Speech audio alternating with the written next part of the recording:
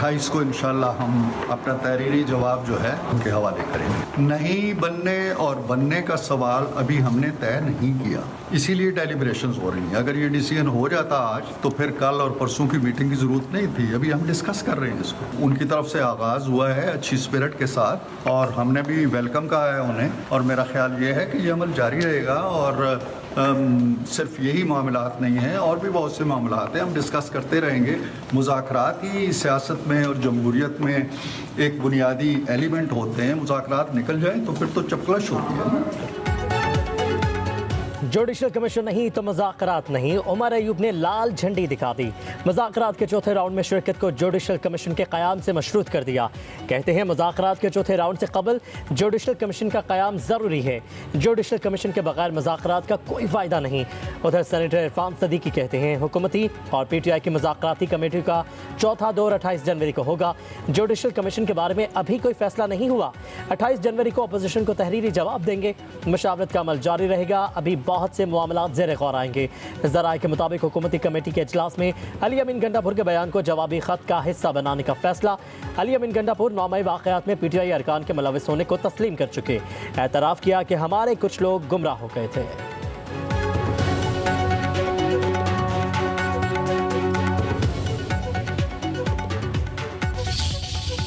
मैंने कभी भी नहीं कहा था कि हमारी ये गुफ्तगू सियासी हुई है। मैं तो कह चुका हमारी मुलाकात हुई है, लॉ एंड ऑर्डर सिचुएशन पे हुई है। That is the end of it. ये बड़ी ज़रूरी मामलात है जो मुज़ाकरात होने जा रहे हैं कमेटीज़ के दरमियान, और इसके लिए कोशिश करनी चाहिए कि ये मुज़ाकरात कामयाब हो। इस वक्त लोग भूखे मर रहे हैं, हमारे पास लोगों की सेहत के पैसे नहीं है, हमारे पास लोगों के लिए तालीम के लिए पैसा नहीं है। तो इसी सूरत हाल में हम अपनी तनख्वाहें मज़ीद बढ़ाएं। इस पार्लियामान में काम होता है, मैं आज आपको बता रहा हूँ।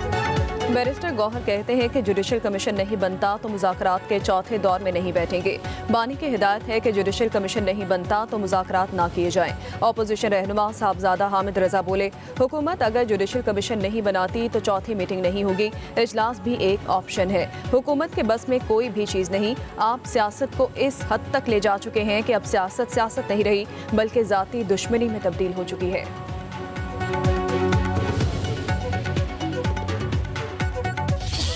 पहले उन्होंने कहा कि मुख्तलिफ बात की, बाद में मुख्तलिफ बात की।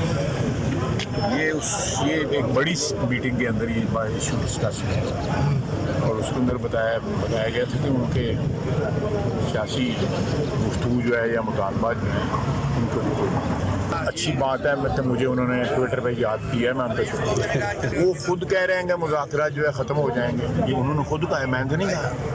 मैं तो पहले दिन तो कह रहे हैं, उन्होंने तो कहना शुरू किया है। 35 पेंक्चर से लेकर फॉर्म 47 तक सबको जुडिशल कमीशन में शामिल किया जाए। जुडिशल कमीशन में सब धरने भी आ जाएंगे। जुडिशल कमीशन में 9 मई और 26 नवंबर भी आ जाएगा। वज़ीर दिफा ख्वाजा आसिफ कहते हैं, बताएं तो सही यहाँ जुडिशल कमीशन ने क्या तहकीकात करनी है। अगर एस्टैब्लिशमेंट से राबते हो गए हैं तो हुकूमत से मुज़ाकरात करने की क्या ज़रूरत है। मेरा नहीं ख्याल कि इंटरनेशनल लॉबी पाकिस्तान के बारे में कोई स्टैंड ले। PTI के मुतालबे पर ओवरसीज़ पाकिस्तानियों ने एक पाई भी नहीं रोकी। उन्होंने वफाक में 3 हमले करके भी देख लिए, आखिर में तरले पर आ जाते हैं। 9 मई पहले ही क्लियर हो चुका है, मुल्ज़िमों को सज़ा हो चुकी है।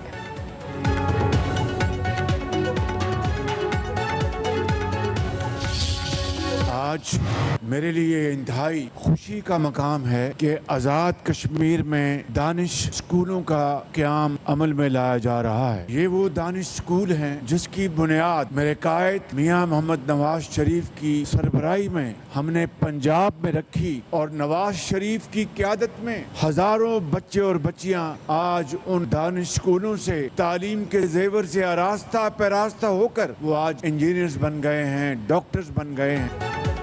भारतीय फोर्सेस मकबूजा कश्मीर में जुल्म के पहाड़ तोड़ रही हैं। कश्मीरियों की कुर्बानियां रायगा नहीं जाएंगी। सिपा सलार जनरल आसिम मुनीर की कश्मीर कौस से वाबस्तगी गैर मुतज़लज़ल है। वज़ीर आज़म शहबाज शरीफ का आज़ाद कश्मीर के इलाके भिम्बर में दानिश स्कूल सिस्टम का संग बुनियाद रखने की तकरीब से खिताब। कहा, दानिश स्कूल ना होते तो होनहार बच्चे गलियों की धूल में गुम हो गए होते। दानिश स्कूल सिस्टम मुस्तहिक बच्चों के ख्वाबों की ताबीर साबित होगा। HSN कॉलेज में ना पढ़ सकने वालों की कमी दानिश स्कूल पूरी करेगा। वज़ीर आज़म शहबाज शरीफ का आज़ाद कश्मीर के दीगर 2 अजला में भी जल्द दानिश स्कूल सिस्टम का संग बुनियाद रखने का ऐलान।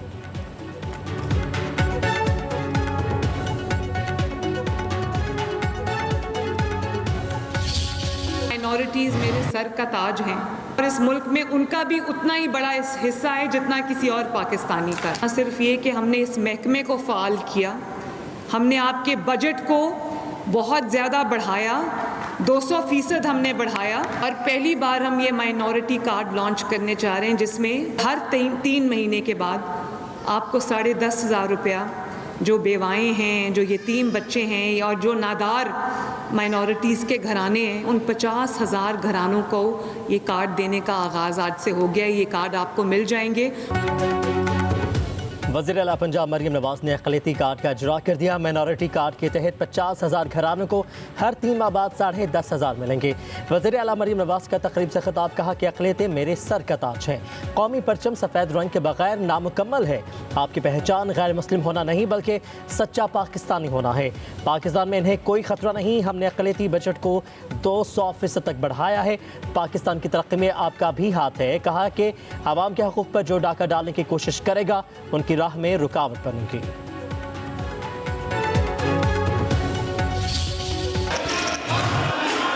सर ये सवालों के जवाब हैं, इसके अंदर कोई तकरीबन जैसा आपने एक्शन लिया, मैं आपसे ये रिक्वेस्ट करना चाहता हूँ स्पीकर साहब कि आपने सीडीए वालों को बुलाया है, मिनिस्टर इंटीरियर आते नहीं है, मिनिस्टर इंटीरियर मौजूद नहीं होते हैं। आप एटलीस्ट सेक्रेटरी इंटीरियर को बुलाएं, सेक्रेटरी इंटीरियर को समन करें। बहुत सारे सवाल जवाब पिछले 4 महीने से इंटीरियर मिनिस्ट्री का नहीं हुआ है। कौमी असम्बली में मुसलसल दूसरे रोज़ भी शोर शराबा। ऑपोजिशन अरकान का अपनी सीटों पर खड़े होकर शदीद एहतजाज। नारेबाजी से ऐवान मछली मंडी बन गया। एजेंडे की कॉपियां फाड़ दी। नुक्ता एतराज़ के दौरान ऑपोजिशन लीडर उमर अयूब को बोलने का मौका नहीं मिला। शोर शराबे के बायस स्पीकर हेडफोन लगाने पर मजबूर हो गए। स्पीकर कौमी असम्बली की ऑपोजिशन अरकान को बैठने की हिदायत। वजारत दाखिला के जवाब न मिलने पर बरहम। नबील गबोल ने कहा कि मोहसिन नकवी ऐवान में आते ही नहीं, उन्हें तलाश करके ऐवान में लाया जाए।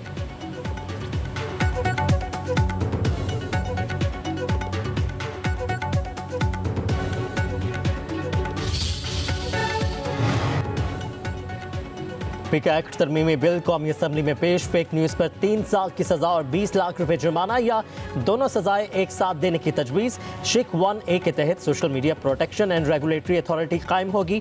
अथॉरिटी में सेक्रेटरी दाखिला, चेयरमैन PTA, सहाफ़ी, सॉफ्टवेयर इंजीनियर्स, वकील, सोशल मीडिया प्रोफेशनल, निजी शोबे से IT एक्सपर्ट भी शामिल होंगे। अथॉरिटी सोशल मीडिया प्लेटफॉर्म्स की रजिस्ट्रेशन और तादीबी कार्रवाई की मजाज होगी। अथॉरिटी सोशल मीडिया से गैर कानूनी मवाद हटाने की हिदायत करेगी।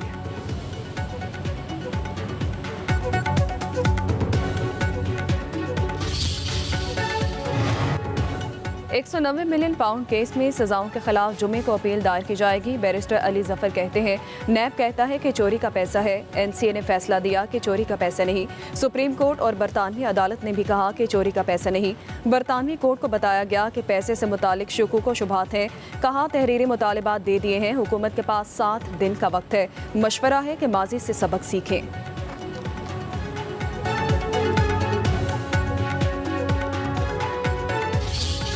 फंड लफाफा कैबिनेट में लाया गया या प्राइम मिनिस्टर को नोट पुटअप किया गया, इस पैसे को सुप्रीम कोर्ट के अकाउंट में डाल के तो एक ऑलरेडी एग्जिस्टिंग जुर्माने को अदा करने के लिए इससे बड़ी कानून की खिलाफ वर्जी हो नहीं सकती। और फिर ट्रस्ट बनाना मियाँ बीवी दोनों का, फिर 25 करोड़ का लाहौर का घर में ऑलरेडी मेंशन कर चुका, 5-5 कैरेट की अंगूठियां मांगना, नाकाबिले तरदीद सबूत मौजूद थे 190 बिलियन पाउंड के।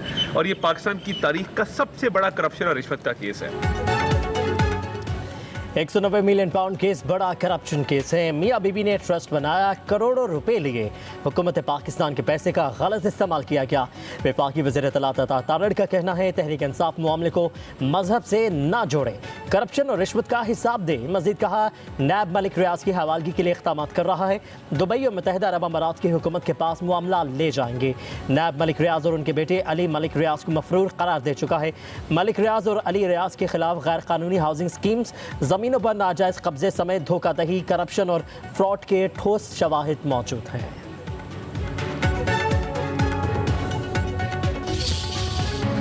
बेंचेस इख्तियारात केस से मुतालिक केस का 26वीं आईनी तरमीम से कोई ताल्लुक नहीं।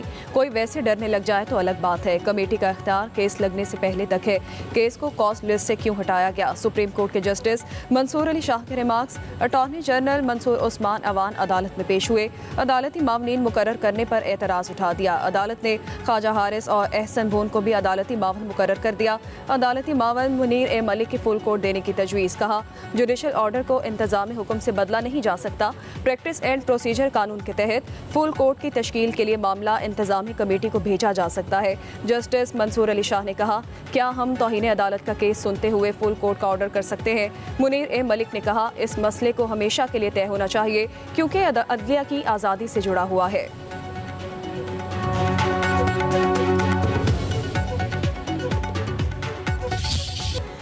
किसी को लापता करना जुर्म है। किसी ने जुर्म किया है तो ट्रायल करें, जुर्म नहीं किया तो छोड़ दें।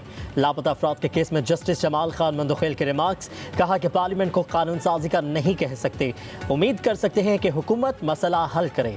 जस्टिस मोहम्मद अली मसर ने कहा, लापता अफराद ट्राइब्यूनल के लिए तो कानून साजी करना पड़ेगी। कानून साजी का अमल कितने अरसे में मुकम्मल होगा? जस्टिस मुसरत हिलाली ने कहा कि लापता अफराद के लिए कानून साजी करें।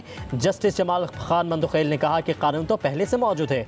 जस्टिस हसन अजहर रिजवी ने इस्तफसार किया, अब तक कमीशन ने कितने लापता अफराद की रिकवरियां की हैं?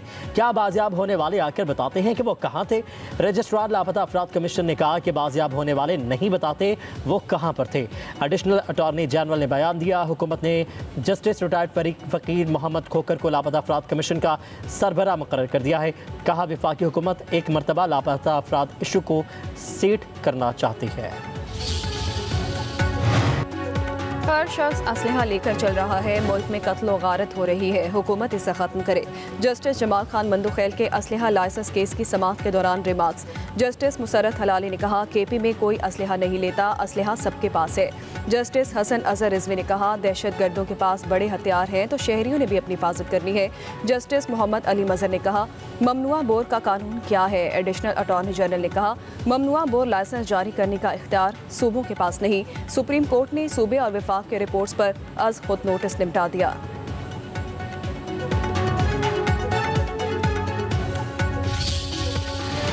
बहरिया टाउन के मालिक मलिक रियाज और दीगर के खिलाफ धोखाधड़ी फ्रॉड के मुकदमात ज़ेर तफ्तीश हैं। मलिक रियाज और उनके साथियों ने बहरिया टाउन के नाम पर कराची, रावलपिंडी, न्यू मरी, पेशावर, जामशोरों में सरकारी निजी अराजी पर कब्जा किया।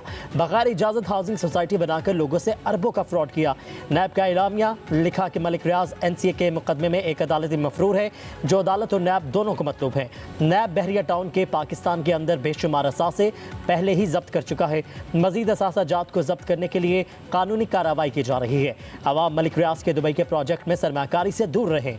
सरमायाकारी की गई तो ये फेल मनी लॉन्ड्रिंग के जुमरे में आएगा।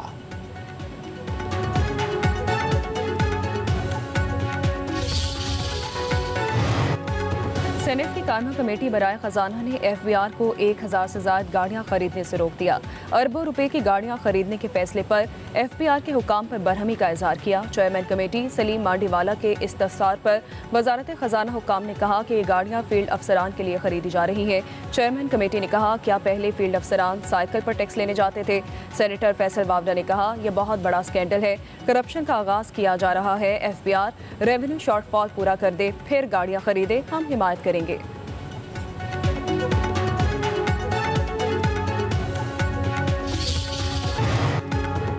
कुरम में गैर कानूनी बंकर्स में इस्तेमाल करने का सिलसिला दोबारा शुरू करने का फैसला। कुरम अमन मुआहिदे पर दस्तखत करने वालों का जिरगा बुलाया जाएगा। बगन के मुतासरीन को मुआवजे की अदायगी उनकी हुकूमत और इंतजामिया के साथ ताउन से मशरूत होगी। वज़ीर आला KP अली अमीन गंडापुर की ज़ेर सदारत इजलास हुआ। बताया गया कि रवा माह के आखिर में कुरम के लिए अशिया खुरनोश के 4 काफिले भेजे जाएंगे। कहा गया, कुरम में देहात के सतह पर कायम कमेटी को फाल किया जाए। दोनों एतराफ़ के दहशत गर्दों के खिलाफ बिला तफरीक कार्रवाई की जाए। कुरम रोड की सिक्योरिटी के लिए खुसूसी दस्ते तैनात किए जाएं।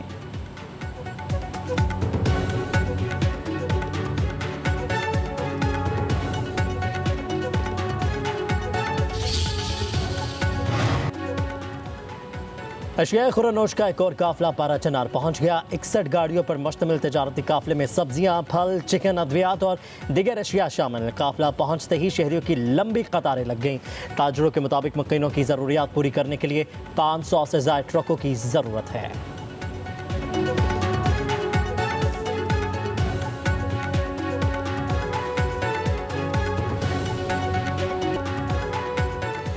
वज़ीर आज़म शहबाज शरीफ की ज़ेर सदारत इजलास चीन में जदीद ज़राअत की तरबियत के लिए तलबा के वफ़द की रवानगी के हवाले से जायज़ा।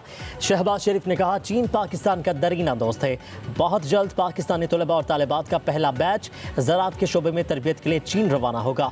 चीन में जदीद ज़राई तरबियत का पूरा खर्च हुकूमत पाकिस्तान उठाएगी।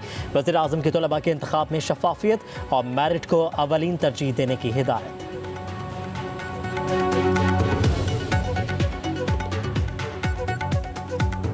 पाकिस्तान एयरफोर्स कौम का फ़ख्र है, चैलेंजेस का सामना करके दिल जीत लिए। वज़ीर आला पंजाब मरियम नवाज़ की पाकिस्तान एयर वॉर कोर्स के वफ़द से मुलाकात में गुफ्तगू। कहा, नौजवानों को 10 लाख से 3 करोड़ तक बिला सूद कर्जे फराहम करेंगे।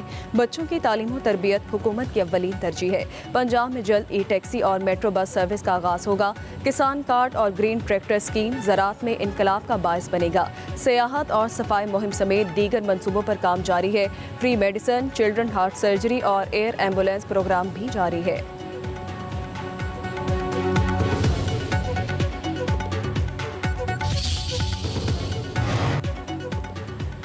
कौमी असम्बली की कायमा कमेटी बराए IT एंड टेलीकॉम ने डिजिटल नेशन पाकिस्तान बिल 2024 मंजूर कर लिया। बिल के हक में 10, मुखालफत में 6 अरकान ने वोट दिए। वज़ीर ममलिकत IT शहज़ाद फातिमा ने कहा कि कौमी सतह पर साइबर सिक्योरिटी थ्रेट्स बढ़ते जा रहे हैं। फाइनेंशियल फ्रॉड से मुतालिक भी मसाइल आ रहे हैं। निज़ाम में शफाफियत लानी है तो डिजिटल होना पड़ेगा। उमर अयूब ने कहा, तहरीक इंसाफ का जब जलसा होता है तो इंटरनेट की स्पीड सुस्त कर दी जाती है। PTI डिजिटल नेशन बिल की मुखालफत करती है। बैरिस्टर गौहर ने कहा कि आखिर डिजिटल कमीशन बनाने की ज़रूरत क्यों पड़ रही है।